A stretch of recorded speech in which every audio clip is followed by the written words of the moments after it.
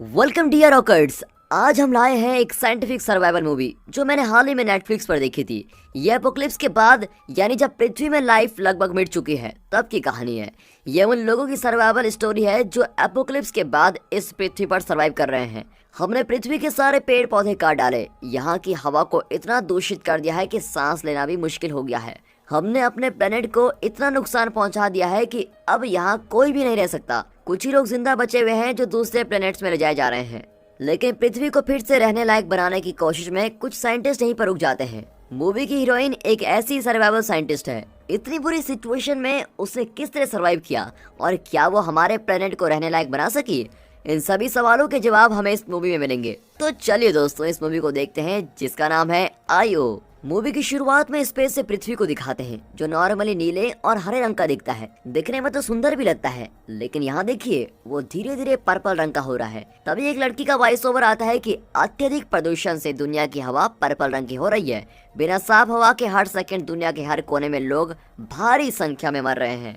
जो लोग बचे हैं उन्हें बहुत सारे रॉकेट्स में एक स्पेस स्टेशन में लेके जाते हैं जो जुपिटर पर बना है। इस स्पेस स्टेशन का नाम है आईओ। अब धरती पर एक अंडरग्राउंड को दिखाते हैं जहां मूवी की हीरोइन सैम है जो अपने वॉइस ओवर में ये सब बता रही थी। उसने मास्क पहना हुआ है क्योंकि अगर वो मास्क उतारेगी तो मर जाएगी, और इस हालत में वो अपनी रिसर्च के लिए यहाँ पर कुछ चीजें लेने आई होती है। ये एक आर्ट गैलरी है। वो देखती है कि फर्श पर कीड़े रेंग रहे हैं, फिर वो लाइटर जलाती है तो आग पर्पल कलर की हो जाती है। इसका मतलब है कि यहाँ की हवा हद से ज्यादा पॉल्यूटेड हो गई है। उसे हैरानी होती है कि ये कीड़े इस जहरीली हवा में जिंदा कैसे रह सकते हैं, और फिर अपनी रिसर्च के लिए वो कीड़ों का सैंपल भी ले लेती है। और तब वो उस आर्ट गैलरी की एक पुरानी पेंटिंग को निहाली होने लगता है और वो तुरंत बाहर भागती है। देखिए कि बाहर की दुनिया कैसी है, हर तरफ धुआं ही धुआं होता है और दूर दूर तक कोई इंसान नहीं होता। सैम तेजी से अपनी गाड़ी से नए सिलेंडर निकालती है और चैन की सांस लेती है। लगता है सचमुच फ्यूचर में दुनिया ऐसे ही होने वाली है। वापस जाते हुए रोड पर क्लीन ऑक्सीजन लिखा होता है। इसका मतलब है कि यहाँ से आगे की हवा कुछ हद तक सांस लेने लायक है। ये ज्यादातर पहाड़ी इलाके हैं जहाँ अभी भी साफ हवा पाई जाती है, और इन्हीं इलाकों में कुछ रिसर्च सेंटर्स में साइंटिस्ट सर्वाइवल कर रहे हैं। निचली जगहों के लोग इस धरती को टाटा बाय बाय करके ऊपर जा रहे होते हैं, मतलब स्पेस में जा रहे हैं। दरअसल सैम के पापा भी एक सर्वाइवल साइंटिस्ट हैं जिनका अटूट विश्वास है कि आज भी धरती रहने लायक बन सकती है, और इस बात पर वे दिन रात मेहनत कर रहे होते हैं और काफी रिसर्च करते हैं। अब सैम अपनी जगह पर पहुंचती है और यहाँ पर आग बिल्कुल भी पर्पल नहीं है। अब क्योंकि वो बहुत ही पॉल्यूटेड जगह होकर आई है, इसलिए वो किसी लिक्विड से खुद को साफ करके अपनी लैब में जाती है। शायद इस वक्त उसके पापा यहाँ पर नहीं है, और फिर वो कंप्यूटर पर अपने बॉयफ्रेंड का मैसेज पढ़ती है जो जुपिटर के आईओ स्पेस स्टेशन में है। वो सैम को रोज मैसेज करता है कि तुम भी यहाँ आ जाओ। तब सैम बताती है कि वो और उसके पापा धरती पर क्यों रुके हुए हैं और वो क्या कर रहे हैं। दरअसल उसके पापा की रिसर्च इस विषय पर थी कि जब तक इस दुनिया में मधुमक्खी रहेगी तब तक ये दुनिया मिट नहीं सकती। ये बहुत ही इंपॉर्टेंट बात है, जरा ध्यान से सुनिए। दोस्तों, मधुमक्खियों को मामूली मत समझिए। ये धरती का संतुलन बनाए रखने के लिए बेहद जरूरी काम करते हैं। ये जब फूलों से रस इकट्ठा करते हैं तो उनके पराग यानी पॉलेंस इनके शरीर पर लगते हैं, और जब मधुमक्खी दूसरी जगह जाती है तो इन पौधों का पॉलन वहाँ पर गिर जाता है, और इस तरह उस जगह पर पेड़ पौधे पनपते हैं, और इन्हीं की वजह से कई पेड़ पौधे उगते हैं और धरती हरी भरी रहती है। और जहाँ पेड़ पौधे होते हैं वहाँ साफ हवा की कमी कैसे हो सकती है? इसीलिए अगर अपने घर के आसपास मधुमक्खी का कोई भी छत्ता दिखे तो उसे जलाए मत, और ना ही इसको डिस्ट्रॉय करें, बल्कि किसी ऐसी सर्विस को बुलाए जो मधुमक्खियों को बिना हानि पहुँचाए छत्ते को हटाकर उन्हें पेड़ या जंगल के बीच छोड़ सके। और इनकी इम्पोर्टेंस को जानते हुए सैम के पापा मधुमक्खियों को पाल रहे थे और उन पर रिसर्च कर रहे थे। यही वो जीव हैं जो दुनिया को पहले जैसा और हरा भरा जीने लायक बना सकते हैं। फिर सैम बाहर जाती है और वहाँ एक मधुमक्खी को उठाकर अंदर ले आती है और एक बॉक्स में डालती है। इस बॉक्स में उस पुरानी आर्ट गैलरी का माहौल है जहाँ सैम को कीड़े मिले थे, लेकिन कुछ ही देर में मधुमक्खी मर जाती है। ये टेस्ट भी फेल हो जाता है और बेचारी मधुमक्खी भी मर गई। और तभी सैम का बॉयफ्रेंड मैसेज भेजता है कि अब धरती की हवा को बिल्कुल भी प्योरीफाई नहीं किया जा सकता, तुम और तुम्हारे पापा जल्दी से जल्दी यहाँ जाओ। लेकिन सैम को पूरा यकीन है कि उसके पापा की फाइंडिंग एकदम सच है, और वो ठान लेती है कि वो अपने पापा की रिसर्च को पूरा करके रहेगी और पृथ्वी पर ही रहेगी।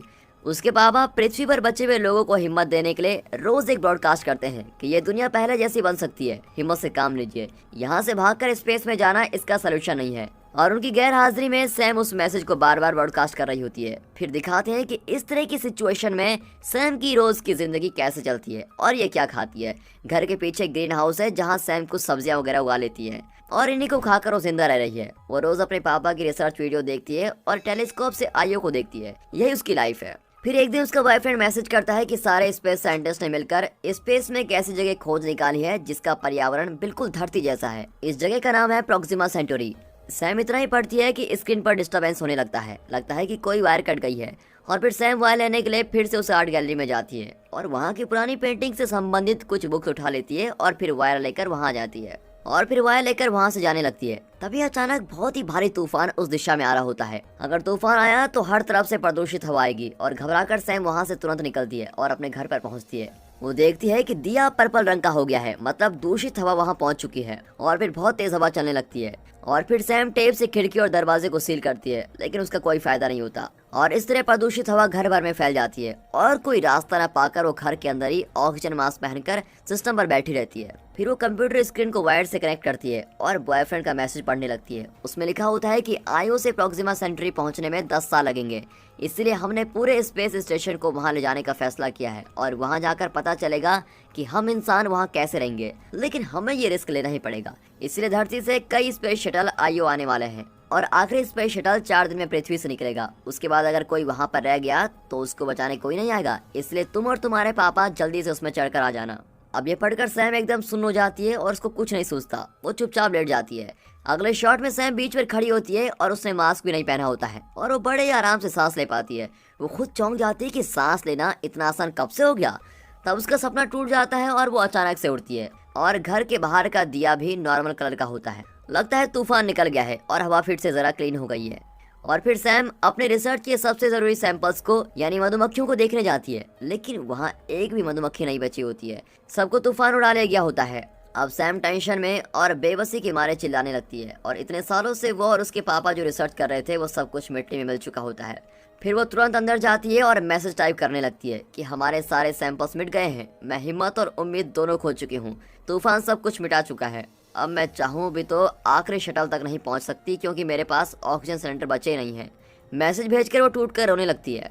फिर वो बाहर आती है तो दूर एक बलून दिखता है और वो चौंक कर उसको देखती है। इतने में बलून लैंड करता है और उसमें से एक आदमी बाहर गिरता है। इसका नाम है माइका और आते ही वो लाइटर जलाकर देखता है तो पता चलता है कि यहाँ पर हवा नॉर्मल है। फिर वो अपना मास्क उतारकर सैम से कहता है कि मैं साइंटिस्ट हैरी से मिलने आया हूँ, उनका ब्रॉडकास्ट सुनकर मैं इतनी दूर आ गया हूँ और मुझे उनसे कई सारे सवाल भी पूछने हैं। सैम झूठ कहती है कि मैं हैरी की असिस्टेंट हूँ और वो रिसर्च के लिए दूसरी जगह पर गए हैं। फिर माइका पानी मांगता है और सैम उसको पानी लाकर देती है जो ब्राउन कलर का होता है। फिक्र मत करो, ये प्योरीफाइड वाटर है। माइका अंदर आकर पूछता है कि मिस्टर हैरी कहाँ गए हैं। दरअसल वो एक पहाड़ पर किसी नई स्पीसीज की रिसर्च करने के लिए गए हैं। माइका बताता है कि अगर मुझे मेरे सवालों का जवाब नहीं मिला तो मैं अपने एयर बलून में वापस चला जाऊंगा और उस लास्ट स्पेस शटल को पकड़ लूंगा।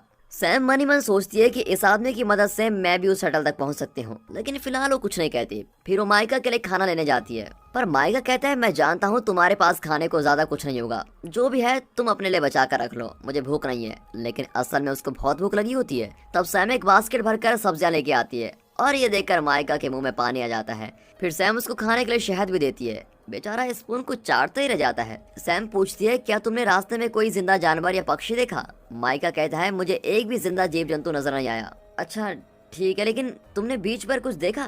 और इस सवाल पर माइका बिल्कुल ही हैरान हो जाता है। दरअसल सैम को अक्सर ये सपना आता है कि वो बीच पर खड़ी होकर साफ हवा में सांस ले रही है, इसलिए वो ऐसा पूछ रही थी।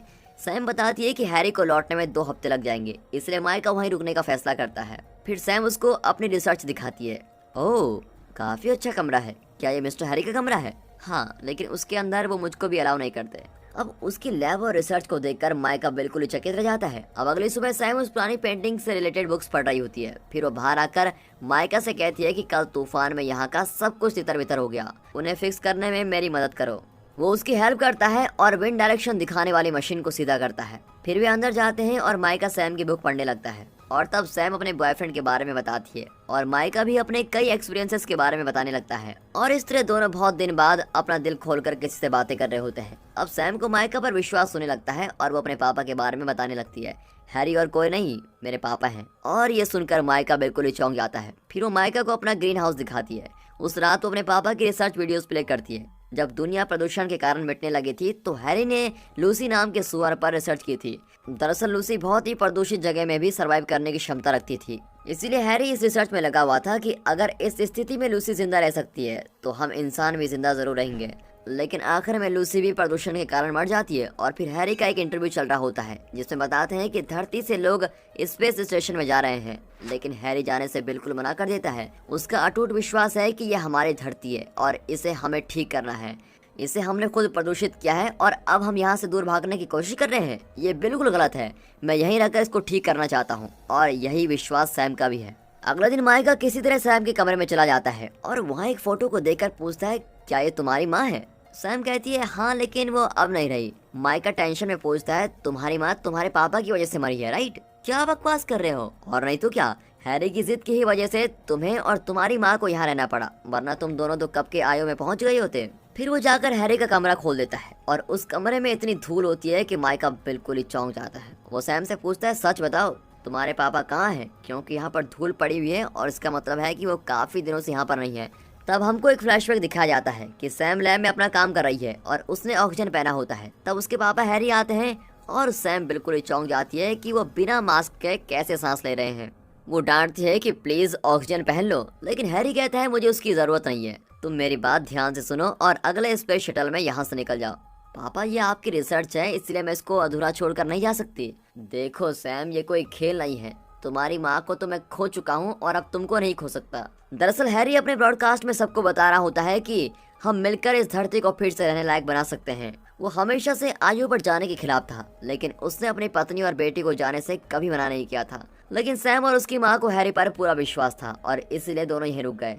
लेकिन धीरे धीरे सैम की माँ बीमार पड़ गई और एक दिन बेचारी अचानक मर गई और तब से हैरी को अपनी रिसर्च पर विश्वास उठने लगा था और वो सैम को यहाँ से जाने के लिए कह रहा था। पर सैम हैरी को छोड़कर नहीं जाना चाहती थी, इसीलिए 3-4 दिन बाद हैरी की मौत हो गई और सैम ने अपनी माँ की कब्र के पास ही हैरी को दफना दिया था। अब सारा सच जानकर माइका कहता है कि कम से कम अब तो मान जाओ कि यहाँ कुछ नहीं हो सकता। तुम भी मेरे साथ चलो और हम उस आखिरी शटल में चले जाएंगे, लेकिन हवा की दिशा के अनुसार ठीक वक्त पर हमें निकलना होगा, क्योंकि हमें एयर बलून में ही शटल तक पहुंचना है। अब इस तरह वे ठीक वक्त का इंतजार कर रहे होते हैं। सैम अपने बॉयफ्रेंड को मैसेज करती है, जैसा तुमने चाहा वैसा होने वाला है, यहाँ मेरी रिसर्च करने के लिए कुछ नहीं बचा है और अब लास्ट शटल में मैं भी आयु आ रही हूँ। फिर वो माइका का बैग खोलकर देखती है तो उसमें गन और कुछ बुलेट्स होते हैं। उसमें एक डायरी होती है और सैम उसको पढ़ती है। दरअसल माइका किसी से बहुत प्यार करता था, इतना ही नहीं, वो अपनी फैमिली को भी खो चुका था।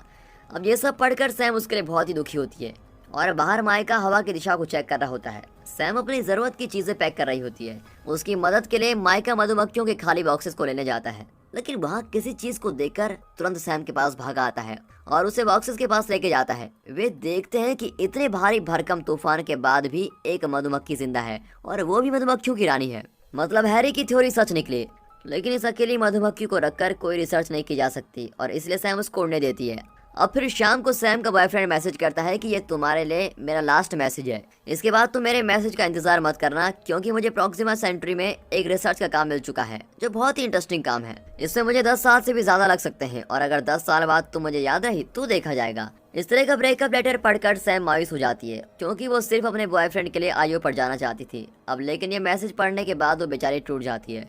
बाहर हवा की दिशा अब भी ठीक नहीं होती और माइका अंदर आ जाता है और सैम को इतना मायूस होता देखकर वो उसको खाना पका कर देता है और हंसी मजाक करके उसको हंसाने की कोशिश करता है और इस तरह इन दोनों की नजदीकियां बढ़ती जाती हैं और फिर अगले 2 दिन वो बहुत ही खुशी से रहते हैं। अब उस रात सैम आसमान को देखती है। उसके पापा जितने प्यारे हैं उतने प्यारी ये धरती भी है। इसको छोड़कर जाने की बात सोचकर उसको बहुत ही दुख होता है। तब एयर बलून बीप करने लगता है, मतलब हवा की दिशा बिल्कुल ठीक है और वो उड़ने के लिए बिल्कुल तैयार है। अगली सुबह रेडियो पर इमरजेंसी न्यूज आती है कि स्पेस शटल जहां से निकलने वाला था उस जगह पर कोई टेक्निकल प्रॉब्लम है, इसीलिए अब शटल दूसरी जगह से निकलेगा जो इस जगह से बहुत ही दूर है और सिर्फ 24 घंटों में इन्हें वहां पहुंचना होगा, जो लगभग नामुमकिन है। अब माइका टेंशन में किचन में तोड़फोड़ मचा देता है कि मनहूस जगह पर मुझे आना ही नहीं चाहिए था। मेरे और मेरे परिवार की मौत का कारण सिर्फ तुम्हारे पापा हैं। हैरी के ब्रॉडकास्ट को सुनकर मुझे विश्वास होने लगा था कि यह धरती फिर से रहने लायक हो जाएगी। इससे ना तो मैं आयु गया और ना ही अपने परिवार को जाने दिया और आज मेरा पूरा परिवार मिट गया है और अब मैं भी मर जाऊंगा। और अपनी बेबसी में वो सब कुछ कह रहा होता है। अब सैम भी उसकी बातें सुनकर बड़ी दुखी होती है। अब सैम माइका जैसे दूसरे लोगों को ठीक इन्फॉर्मेशन देना चाहती है। वो नहीं चाहती कि उसके पापा के भरोसे कोई भी धरती पर है, इसीलिए वो उसी फ्रीक्वेंसी में ब्रॉडकास्ट मैसेज करती है कि मेरे पापा 1 साल पहले इस दुनिया से चल बसे थे और अब हम कोई रिसर्च नहीं कर रहे हैं, इसलिए अब धरती पर रहने की कोई उम्मीद नहीं है। अगर कोई यहाँ बचा है तो प्लीज लास्ट शटल में जाकर आयु पहुँच जाओ। ये ब्रॉडकास्ट करके वो माइका के पास जाती है। अगर इन्हें 24 घंटों में वहाँ पहुँचना है तो बलून के लिए बहुत ही ज्यादा हीलियम गैस की जरूरत होगी, पर माइका के पास उतना हीलियम स्टॉक नहीं होता, इसीलिए वो बहुत ही टेंशन में होता है। लेकिन सैम उसको शांत करते हुए कहती है, मैं जानती हूँ कि हीलियम कहाँ मिलेगा, वहाँ जाना जरा मुश्किल है क्योंकि वहाँ पोल्यूशन बहुत ज्यादा है, लेकिन हम मैनेज कर सकते हैं। और ये कहकर वो बाहर निकलते हैं। सैम दिया बुझा देती है क्योंकि अब उसकी कोई जरूरत नहीं है। फिर वे अपनी चीजें पैक करके निकलते हैं और एयर बलून को भी साथ ले जाते हैं ताकि अगर हीलियम मिल गया तो वहीं से वे स्पेस शटल की ओर निकल पड़ेंगे। अब उस जगह से पहले सैम एक स्पॉट पर रुकती है और उस आर्ट गैलरी को देखती है। फिर वे आगे बढ़ते हैं तो वहाँ कई हीलियम सिलेंडर्स को देखकर माइका बहुत ही खुश होता है और उस रात में वहीं रुक जाते हैं। अब सुबह माइका बलून में हीलियम गैस भरता है। दरअसल सैम आयो नहीं जाना चाहती, लेकिन उसके पास और कोई ऑप्शन नहीं होता, इसीलिए वो माइका की बात मान गई थी। ऐसा हर किसी के साथ होता है ना, चाहे जान पर ही क्यों ना आ जाए, ऐसी कुछ चीजें हैं जिन्हें हम नहीं करना चाहते। सैम की भी बिल्कुल यही हालत होती है। वो अचानक गाड़ी में बैठकर कहती है कि मैं 10 मिनट में लौट कर आऊंगी, और माइका कहता है कि 1 घंटे के अंदर हमें निकलना है, जल्दी आ जाना। ठीक है कहकर वो आर्ट गैलरी के अंदर जाती है। लगता है उसे इस जगह और यहाँ की पेंटिंग से खास लगाव है। फिर वो एक दरवाजा खोलती है तो वहाँ अच्छी रोशनी होती है और लगता है हवा भी साफ है। फिर वो पूरी गैलरी में घूमकर उस पेंटिंग पर आकर रुकती है जिसको वो हमेशा निहारती थी। तब वहाँ माइका आ जाता है क्योंकि सैम का ऑक्सीजन खत्म होने वाला होता है और उसको अभी चेंज करना पड़ेगा। लेकिन सैम उसे पेंटिंग के बारे में बताने लगती है। फिर कहती है कि जब पापा लूसी पर रिसर्च कर रहे थे तो एक दिन मैंने उनके सामने लाइटर जलाया था। आग पर्पल कलर की हुआ करती थी, लेकिन तब मैंने कोई मास्क नहीं पहना था। माइका फिर कहता है कि तुम तुरंत ऑक्सीजन सिलेंडर को ले लो और जल्दी लगाओ। ये कहकर वो जरा दूर चला जाता है। तब सैम कहती है, तुम आयु में जाकर सबको बता दो कि ये पृथ्वी खुद को ठीक करने की क्षमता रखती है, पर इसमें थोड़ा वक्त लगेगा और हमें इस धरती के नए वातावरण में अपने आप को एडजस्ट करना सीखना होगा। अगर मैं मास्क के बिना यहाँ जिंदा रही तो तुम ये खबर आयु के लोगों को दे देना। अब ये कहकर वो झट से मास्क उतार देती है और माइका घबराकर उसको पकड़ लेता है। मुझे कुछ नहीं होगा माइका, ये कहकर वो सांस लेने लगती है और माइका कुछ नहीं कह पाता। अगले शॉट में दिखाते हैं कि माइका अकेला ही शटल की ओर जा रहा है। तब सैम का वॉइस ओवर बताता है कि हम चाहे कितने ही नए प्लैनेट्स का पता लगा ले, पर पृथ्वी जैसा प्लैनेट हमको कहीं नहीं मिलने वाला। हमने जो गलती करके इसको इतना बदतर बना दिया है, अब हमें खुद ही धरती को पहले जैसा बनाना पड़ेगा। और सबसे इम्पोर्टेंट बात यह है कि हमें इंतजार करना होगा और सब्र से काम लेना होगा, लेकिन इस धरती को छोड़कर जाने की कोई जरूरत नहीं है, बल्कि उसके नए माहौल में खुद को ढाल लेना है। अब अंत में दिखाते हैं कि सैम एक बीच पर खड़ी है और उसके साथ एक छोटा लड़का है जो शायद उसका और माइका का बेटा है। सैम माइका के लिए मैसेज लिखती है कि पृथ्वी बहुत ही खूबसूरत है, हवा भी साफ हो गई है। जो लोग इसको छोड़कर जा चुके हैं उनसे कहो कि पृथ्वी की हालत से डरने के बजाय इसे अपनाने की कोशिश करें, तो यहाँ पर हर कोई रह सकता है। अब यहाँ की हवा धीरे धीरे साफ हो रही है और मेरे बालों को भी सहला रही है। जिस पृथ्वी को हमने दूषित किया था वो अब अपने आप को निहारने की कोशिश कर रही है। जीने के लिए इससे बेहतर प्लेनेट नहीं मिल सकता। हम दोनों तुम्हारा इंतजार कर रहे हैं। और इसी के साथ दोस्तों ये मूवी यहाँ पर खत्म होती है। दोस्तों इस मूवी का मकसद सिर्फ प्रदूषण और उसके खतरनाक असर के बारे में बताना नहीं है। लाइफ में भी अगर हम हर समस्या से दूर भागते रहे तो आखिर में समस्याओं का समंदर बन जाएगा और तब उन्हें सुलझाना बहुत ही मुश्किल हो जाएगा। इसलिए हमें किसी भी नई सिचुएशन में खुद को एडेप्ट करना सीखना होगा। दोस्तों अगर ये मूवी आपको पसंद आई हो तो इसको अपनी फैमिली और फ्रेंड सर्कल में जरूर शेयर करें। साथ ही इस वीडियो को एक लाइक और चैनल को तुरंत सब्सक्राइब कर दीजिए। And finally thanks for watching.